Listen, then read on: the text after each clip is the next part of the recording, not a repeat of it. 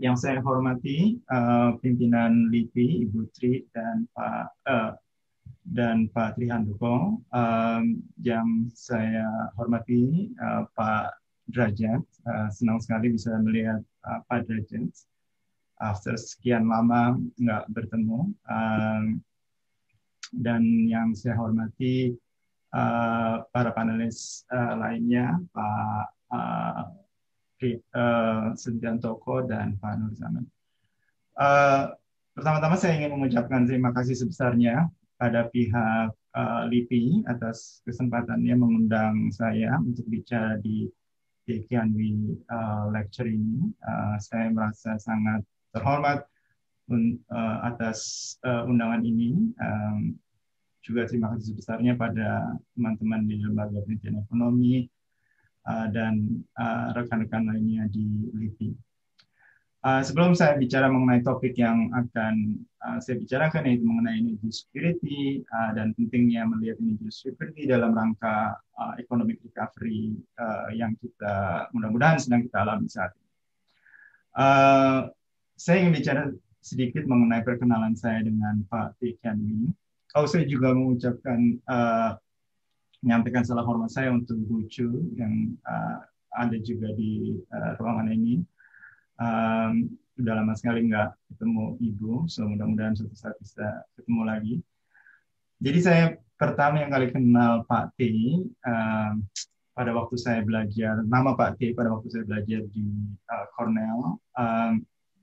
Transformasi saya atau kesempatan saya untuk bisa belajar ekonomi agak terlambat, jadi saya baru belajar ekonomi ketika saya mulai belajar di Cornell, dan beruntungnya Cornell punya library yang baik untuk hal-hal mengenai Indonesia, sehingga dalam rangka melakukan catching up, saya bisa banyak baca mengenai literatur ekonomi Indonesia.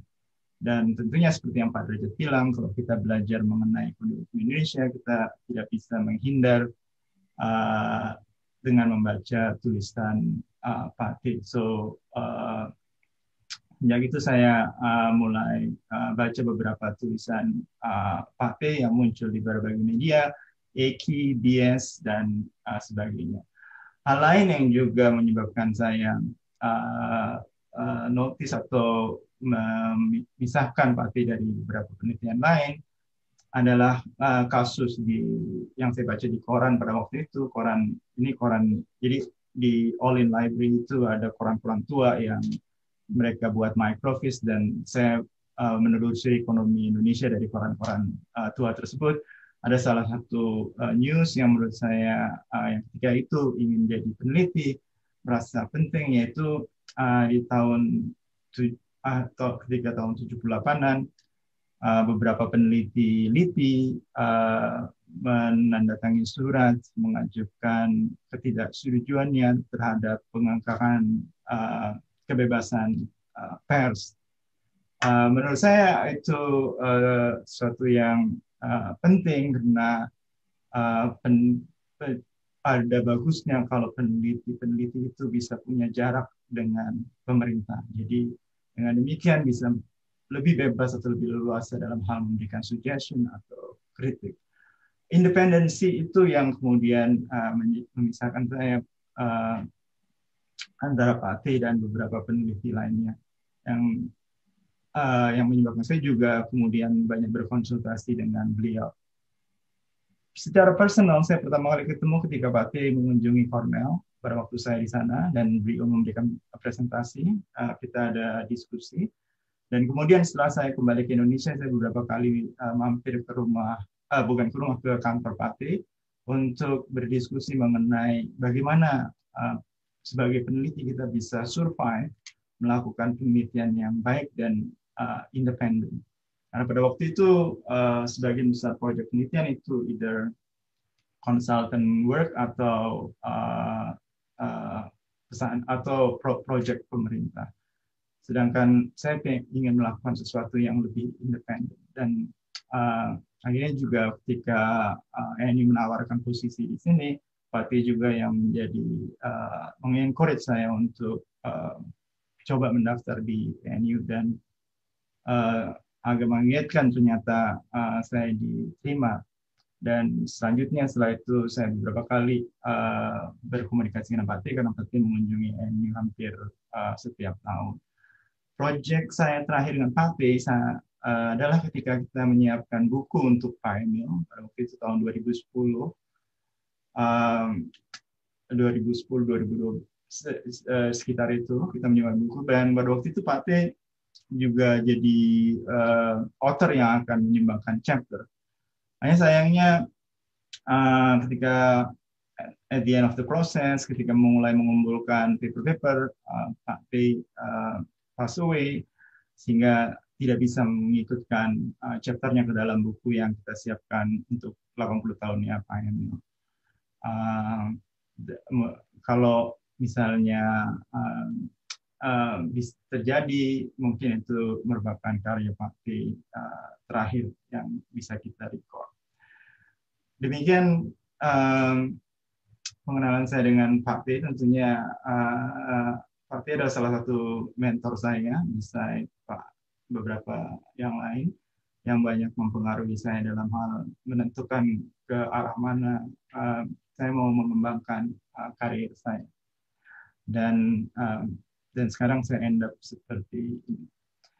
Untuk itu saya tentunya sangat berhutang budi pada Pak T untuk berbagai macam suggestion dan encourage yang dia berikan. Satu hal lagi yang paling penting adalah dia ini kita setiap kali harus dievaluasi, dan setiap kali evaluasi kita harus minta reference, 6 reference, dan saya selalu minta Pak T untuk memberikan saya reference.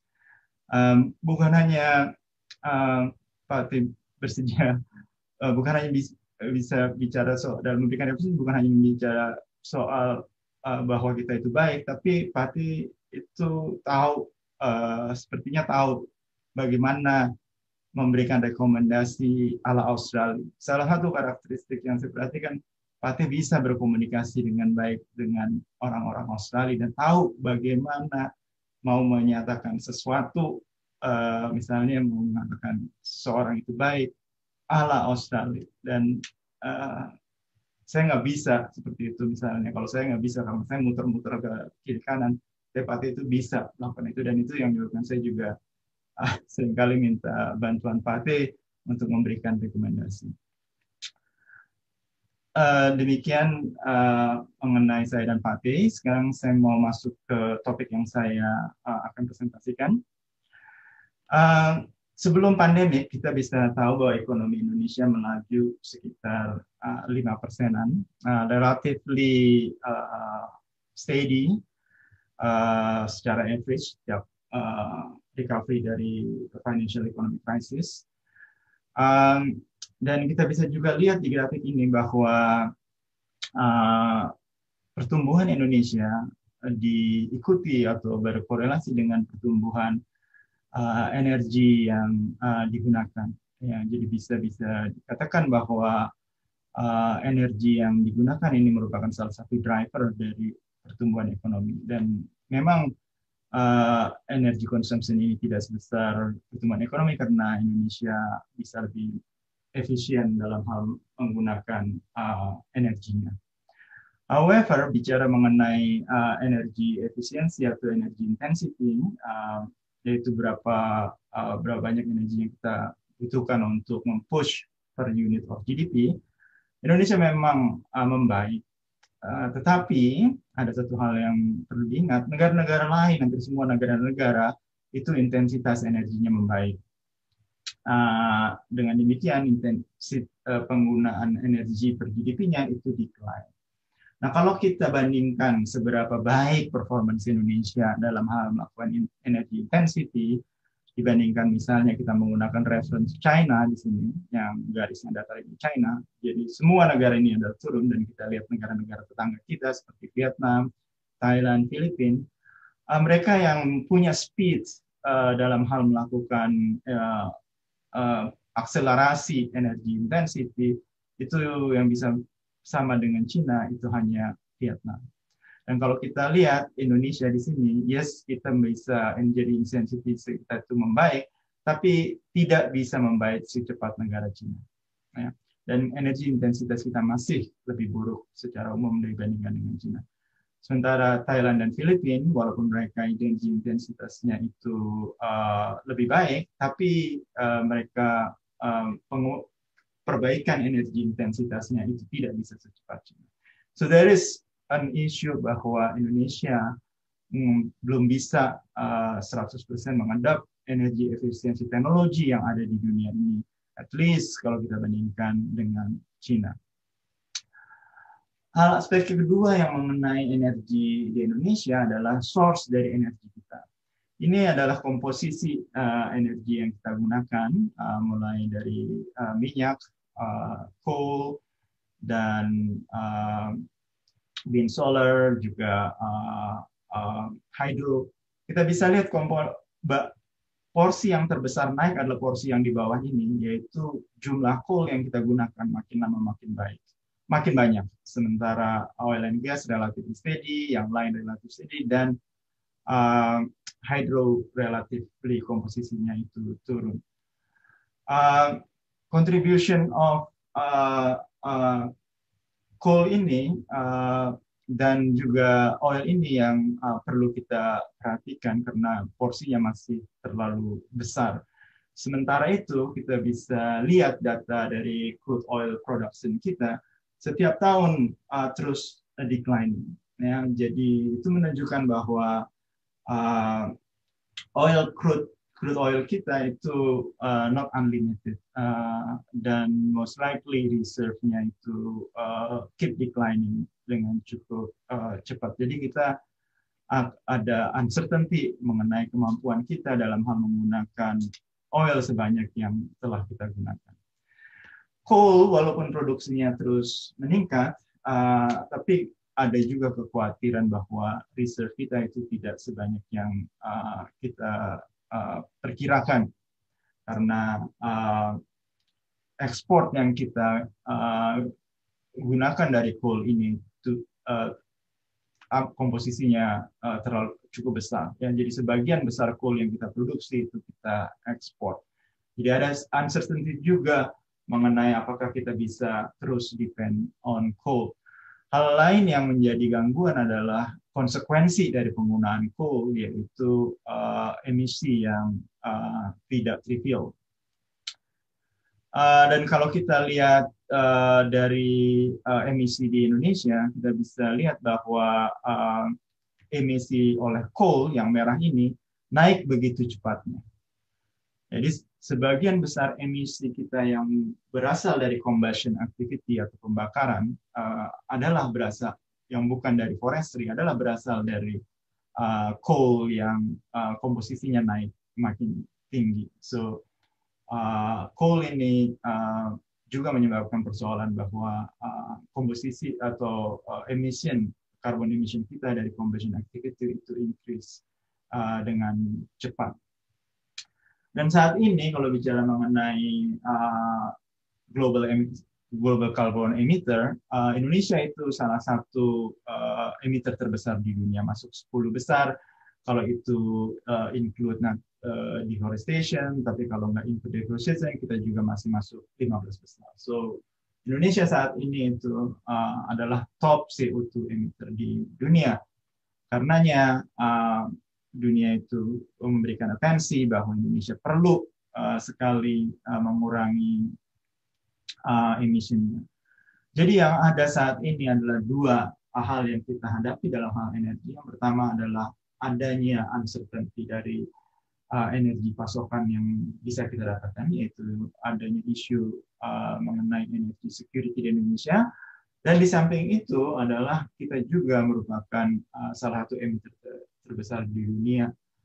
Jadi dua persoalan ini harus ditangani secara bersamaan untuk menggaransi bahwa Indonesia bisa terus berkembang at least 5% per tahun untuk beberapa tahun yang akan datang. Dan mengadres isu ini secepatnya itu akan lebih baik daripada menunggu sampai terlambat karena ada kemungkinan bisa menjadi kendala pertumbuhan Indonesia yang akan datang.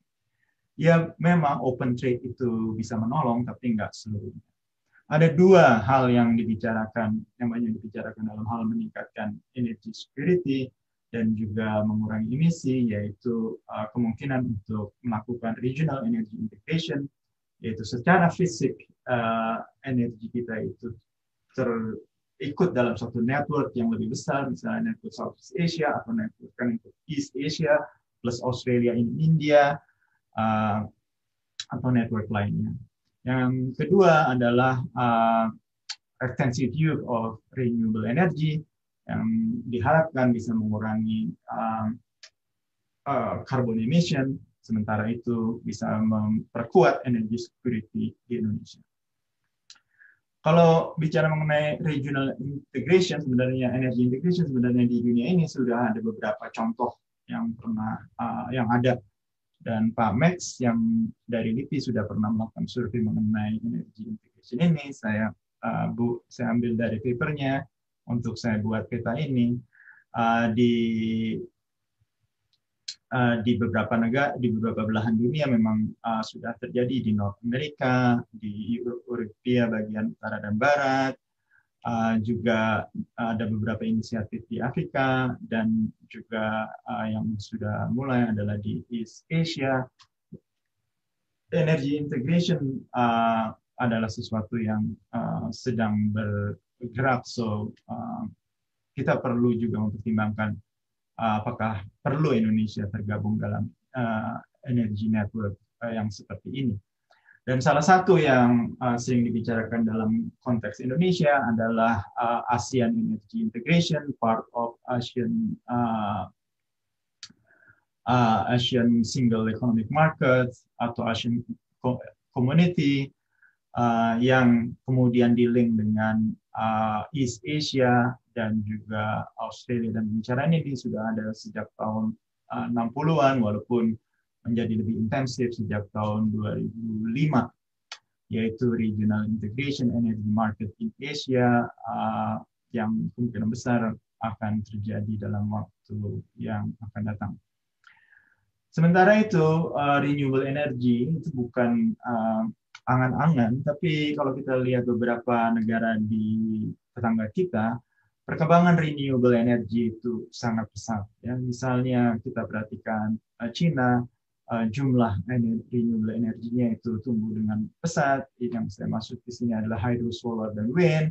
Demikian juga kita lihat India.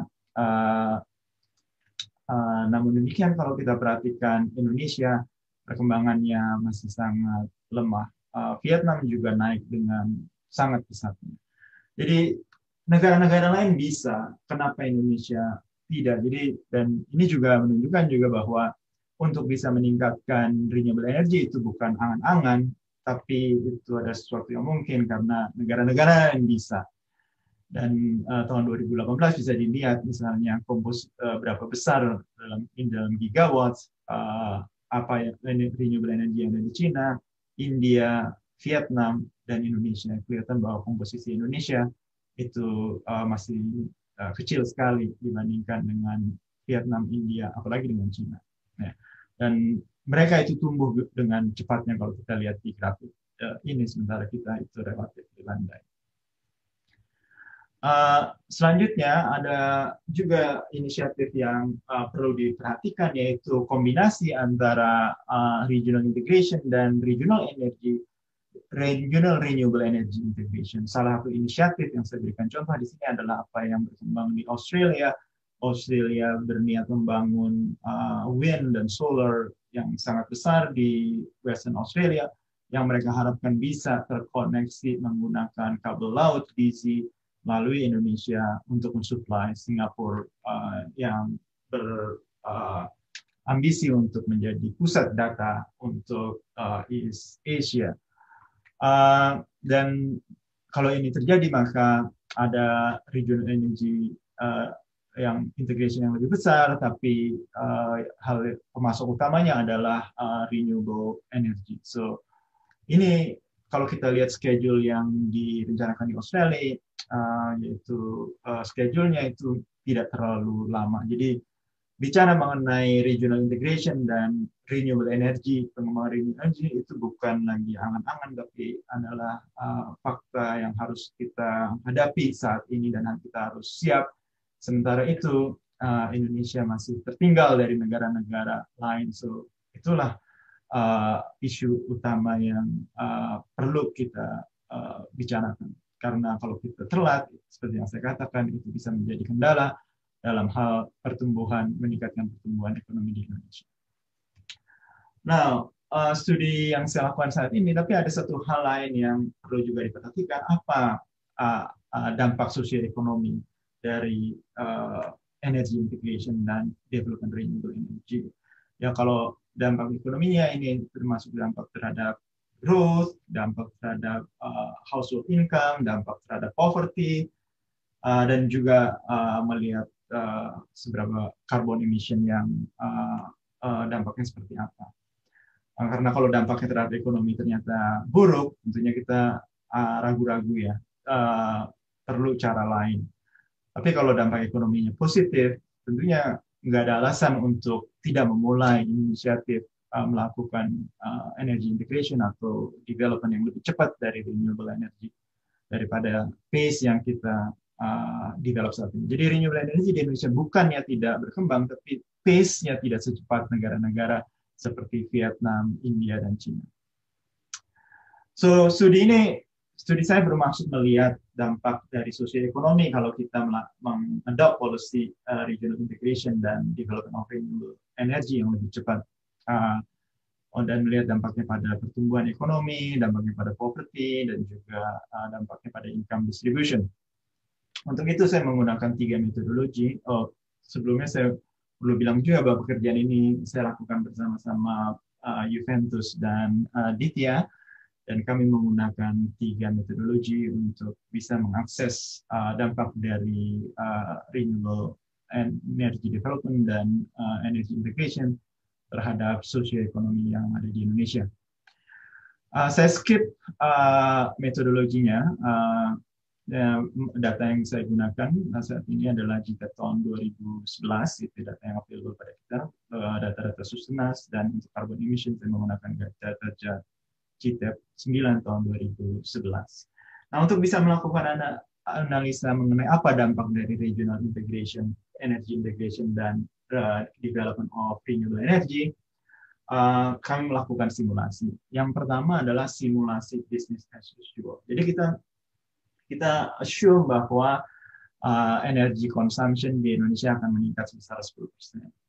Lalu kita melakukan simulasi business as usual, yaitu Indonesia mensuplai 10% kenaikan energi itu menggunakan mostly oil, gas, and coal. Ya.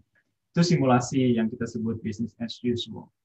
Simulasi yang kedua adalah kalau ada regional integration. Jadi artinya kenaikan 10% yang di consumption Indonesia itu juga disuplai oleh negara-negara lain.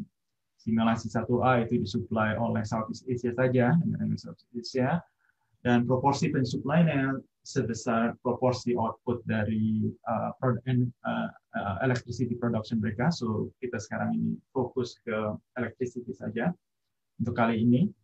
Dan simulasi yang lainnya yaitu 1B, kalau kenaikan 10% ini disuplai juga oleh negara-negara lain di Asia Timur.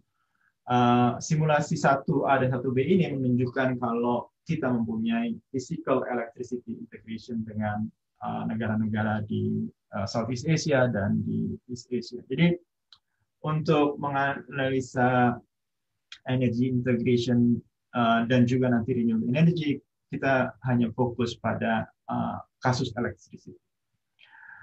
Nah, simulasi yang selanjutnya adalah simulasi pengembangan renewable energy, yaitu kalau 10% kenaikan consumption itu disuplai oleh simulasi 2A, wind and electricity saja.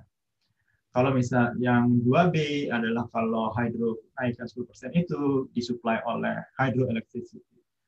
Dan yang terakhir kalau kenaikan yang 10% itu disuplai oleh solar electricity. Yang semuanya di-develop di Indonesia.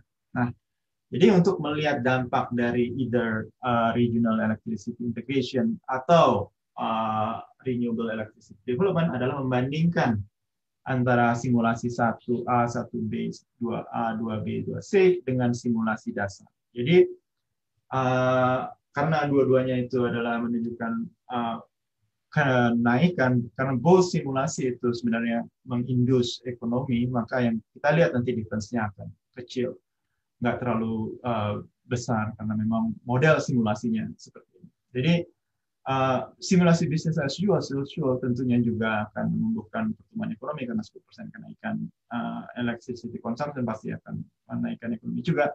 Tapi kita mau akan bandingkan apakah kenaikan yang bisnis as usual itu lebih besar atau lebih kecil kalau kita ada electricity integration atau ada renewable electricity development yang lebih cepat. Jadi untuk kali ini kami memang hanya membatasi pada simulasi kalau ini menyangkut electricity kasus. Hasilnya, langsung saja melihat hasilnya adalah seperti ini. Yang pertama, regional integration itu juga mengurangi CO2 emission karena instead of kita yang memproduksi electricity-nya yang mana menyebabkan kenaikan karbon, kita mengambil electricity dari luar. Ya, dengan demikian sebenarnya ada leakage carbon emission, yaitu negara lain yang memproduce emission itu. Tapi untuk Indonesia sendiri, energy integration itu mengurangi laju pertumbuhan CO2 dalam hal ini. Jadi itu dalam hal CO2, energy integration itu beneficial.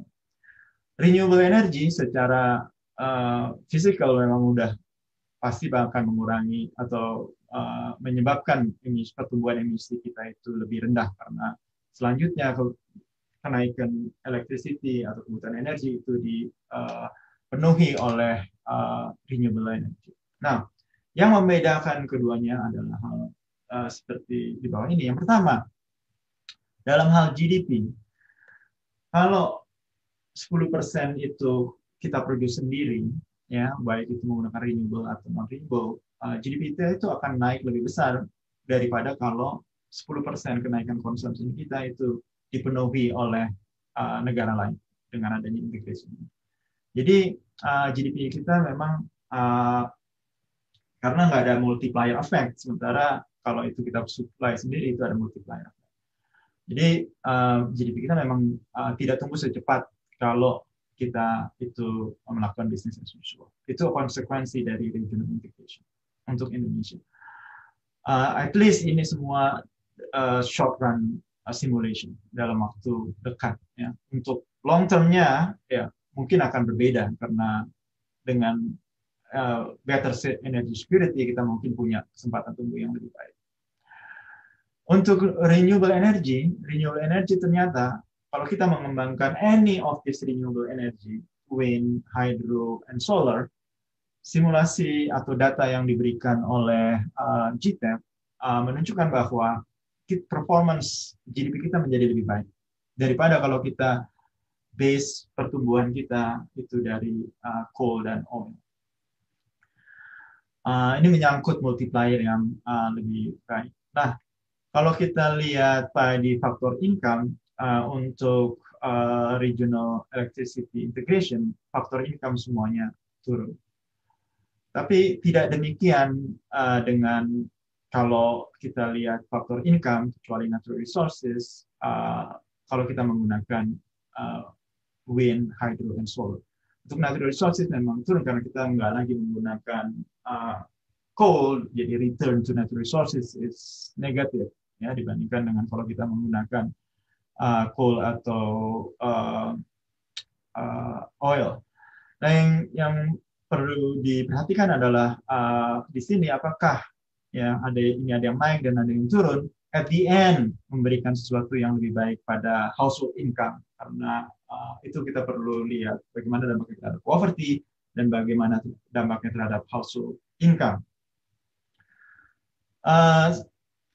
Ini grafik ini hasil yang bisa kita sampaikan bahwa terhadap household income Kalau yang regional integration memang negatif karena semua faktor income negatif. Tapi untuk renewable energy ternyata dampaknya pada household income baik di urban dan rural area itu positif. Ya, jadi walaupun return to natural resources negatif atau lebih rendah daripada kalau business as usual, tetapi uh, negatif dari natural resources bisa dikompensasi oleh kenaikan faktor income lainnya, sehingga at the end household income baik di urban atau di rural area naik. Ya, dan dampaknya adalah poverty. Obviously kalau di sini average-nya turun, maka poverty akan naik, dan sementara ini kalau average-nya naik, poverty akan turun. Dan yang juga menarik adalah dampaknya terhadap income distribution. Nah, ini hal penting. Both di sini adalah yang integration, dua ini adalah yang integrasi. Maaf, Prof. Even Budi, 5 integrasi menit lagi. household income itu turun, yang turun paling besar itu adalah yang kaya. Jadi ini adalah household income dijentreng-jentreng dari yang paling miskin 0 ke sampai yang paling kaya. Ya, dan ini adalah change income-nya, sumbu Y ini change income-nya, dan sumbu X ini adalah household income per grup yang dari miskin sampai yang paling kaya. Even kalau household income itu turun, yang turun paling banyak itu adalah yang kaya dalam kasus integration, ya, baik yang simulasi A, 1A atau simulasi 2B. Simulasi 1A itu hanya kalau integrasinya di Southeast Asia saja, dan simulasi 1B itu kalau integrasinya itu sampai East Asia plus Australia dan India. Integrasi yang lebih besar. Ini integrasi yang lebih kecil ini. Dan kalau kita lihat simulasi untuk renewable, seperti yang kita tahu, average household income naik. Dan kita bisa lihat untuk kasus wind, misalnya mereka-mereka yang poor actually naik lebih besar. Dan juga untuk 2C, mereka-mereka yang poor itu relatif naik lebih besar daripada mereka-mereka yang rich. Jadi dilihat dari income distribution atau dampaknya per house classification, poor people in a way dapat benefit yang lebih besar atau dapat impact yang lebih kecil di energy integration maupun di renewable energy. Jadi dua policy ini dalam hal memperbaiki income distribution berkontribusi positif. So itu menurut saya juga hal yang cukup penting. Dan lesson learn yang saya sudah sampaikan sebelumnya adalah bahwa both regional electricity integration dan renewable electricity could improve electricity security and reduce the growth of carbon emission from fossil fuel. Ya. Hanya saja regional electricity integration ada kemungkinan mengurangi kecepatan pertumbuhan dan pengurangan proses poverty alleviation, tapi enggak untuk renewable electricity development. Ya. Dan both renewable energy integration dan development renewable electricity adalah progresif pada income distribution. Dengan demikian mereka memperbaiki potensi memperbaiki income distribution. Way forward sedikit saja apa yang perlu kita lakukan. Well, yang number one adalah encourage regional energy integration dan renewable energy development. Ada dua hal yang paling penting. Yang pertama adalah strong facilitation by pemerintah, ya, karena kasus India dan Vietnam mereka bisa sukses itu karena memang pemerintah fasilitasi, termasuk misalnya men-set up a national institution untuk renewable energy.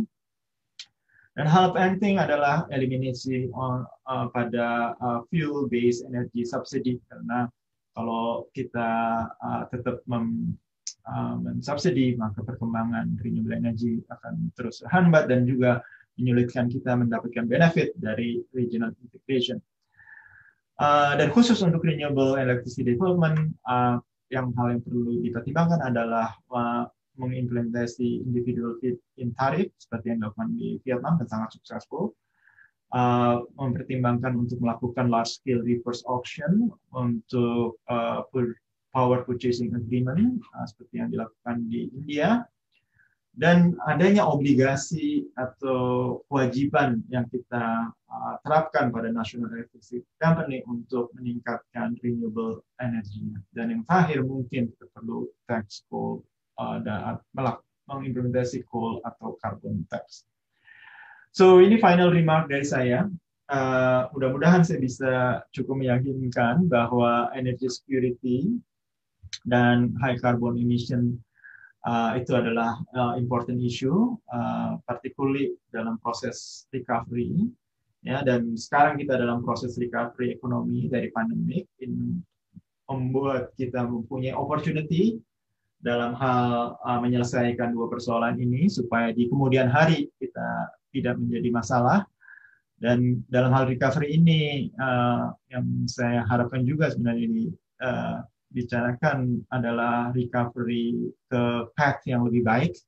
Kita bukan hanya recovery, tapi kita recovery ke path yang lebih baik. Dalam hal ini, dalam hal kasus saya, adalah memberikan energy security yang lebih baik dan juga path di mana kita bisa mengurangi pertumbuhan karbon emission kita, sehingga di kemudian hari kedua kasus itu tidak menjadi halangan untuk bisa tumbuh dengan sustain ekonomi Indonesia. Regional energy integration dan renewable energy development itu dua path yang bisa kita pertimbangkan dan mulai kita laksanakan.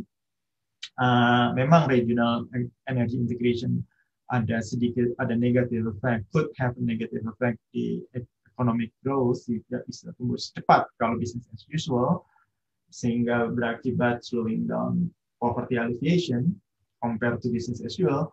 Tapi renewable energy development on the other hand itu both mempercepat pertumbuhan ekonomi dan juga mempercepat pengurangan kemiskinan kalau dibandingkan dengan business as usual atau seperti biasanya.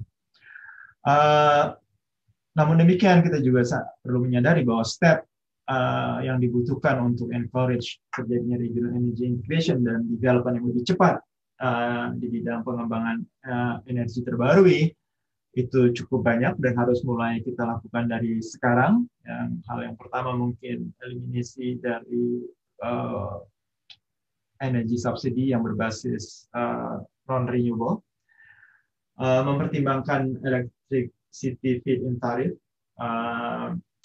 dan juga perlu menetapkan obligation pada National Electricity Company untuk mengembangkan renewable energy di dalam electric generator mereka. Strong government facilitation is definitely crucial. Tanpa komitmen yang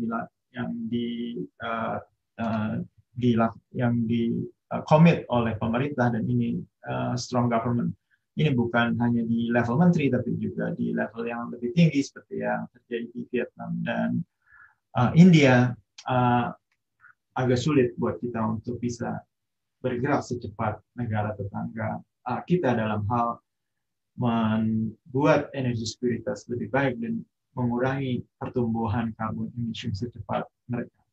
Demikian dari saya. Terima kasih.